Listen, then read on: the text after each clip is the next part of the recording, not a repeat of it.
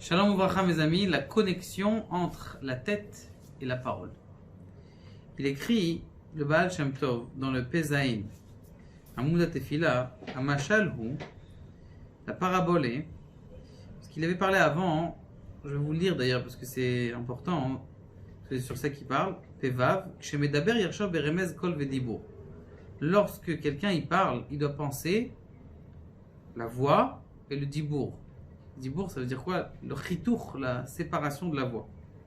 Veidaber beira ve'ava. Il devra parler avec amour et crainte. Ve'yarshov shezeh medaber olam adibour mipiv. Quand il prie ou quand il parle, il doit penser que c'est le monde de la parole qui parle. C'est pas lui qui parle. Quand moi je parle, c'est pas moi qui parle. Et lama, c'est qu'il y a un monde dans les mondes supérieurs qui s'appelle du monde du dibour, et c'est lui qui donne la force de la parole.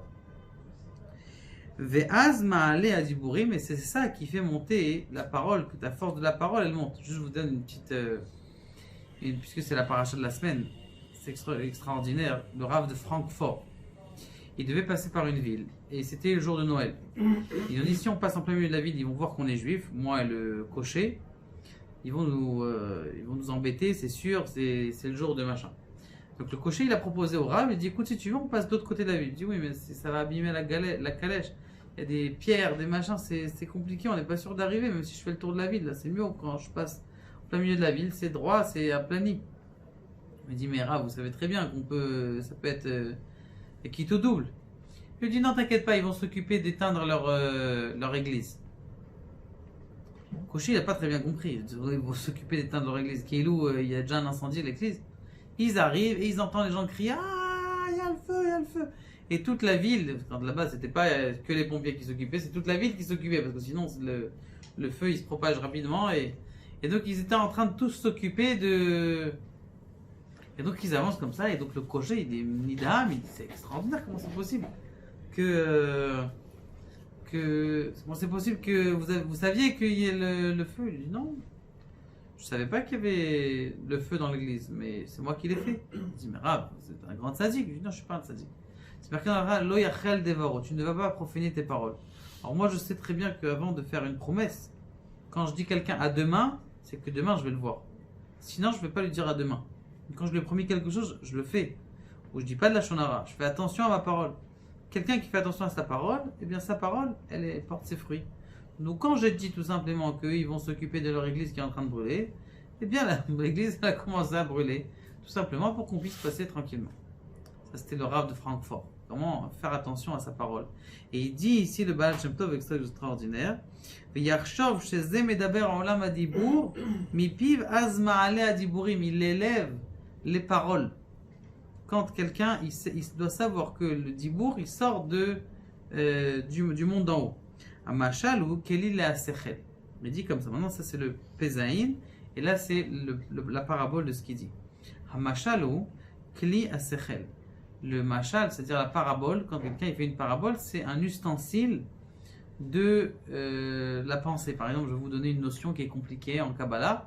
Je vais vous dire, oui, tu vois, c'est comme à l'armée, par exemple, de même qu'à l'armée, il y a le Mefaked, celui qui est en haut, la même chose, il y a une sphira qui s'appelle Keter, c'est là. Elle décide de ce qui va se passer dans le chesed et l'autre dans le.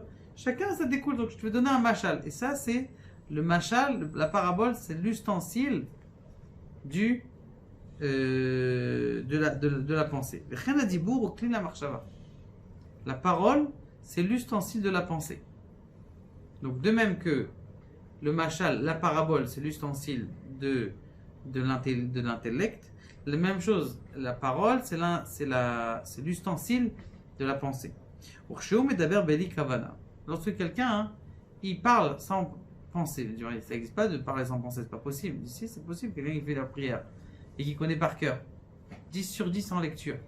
Le prophète, comment on appelle ça, la mora de lecture, elle aurait été très contente avec toi, monsieur de 70 ans. Tu lis parfaitement la prière. 70 ans, bli kavana. Quand quelqu'un il fait la prière sans kavana, c'est nikra shvirat hakelim, l'explosion des ustensiles. Shvirat hakelim dans le rame de la Kabbalah, c'est un grand moussag. C'est Kadosh Baruch Hu en 2 mots, je vous le dis. Kadosh Baruch Hu, il a voulu faire le monde. Or, pour faire le monde, il a voulu faire en sorte que on ait la possibilité de choisir. Pour avoir la possibilité de choisir, eh bien, il a fallu qu'il se retire. Pour se retirer, il a cassé ses sphirotes. Ce qu'on appelle Shvirat HaKelim. D'accord? C'est un sujet bifnatzmo, c'est parler combien de prakim dans le Etzraïm, dans l'autre Etzraïm. She'en chayut bakelim. C'est-à-dire que tu as fait des ustensiles, mais il n'y a pas de vitalité, parce que tu n'as pas pensé à ce que tu as dit. Tu as dit Ashkej Vetecha, tu l'as pensé, tu l'as dit, mais tu l'as pas pensé. Quand tu l'as dit, tu l'as pas pensé, c'est que tu as fait un ustensile qui est vide. Donc ça fait un ustensile qui est cassé. Ou She'om Afshit, lorsque quelqu'un se détache, il essaye en tout cas de se détacher de la matérialité, il pourra voir l'intériorité de l'ustensile. Il pourra voir l'ustensile. Donc quand quelqu'un il a la kavana et il fait la parole, il parle avec pensée, eh bien il pourra voir qu'est-ce qu'il y a à l'intérieur des lettres. Parce que les lettres qu'il est en train de dire, elles sont vides en vérité. Mais quand quelqu'un y pense aux lettres qu'il est en train de dire, eh bien il pourra voir la lumière qui est dans les lettres qu'il est en train de dire. Il s'habille dans les paroles qu'il est en train de dire dans la prière. C'est pour ça qu'il est rattaché à Kadosh Baruch Hu, qui est habillé dans les paroles de Dieu. Et quand maintenant il a réussi les premiers mots de la prière, à se concentrer, à être mechaber, sa marshava, avec sa parole, un petit peu,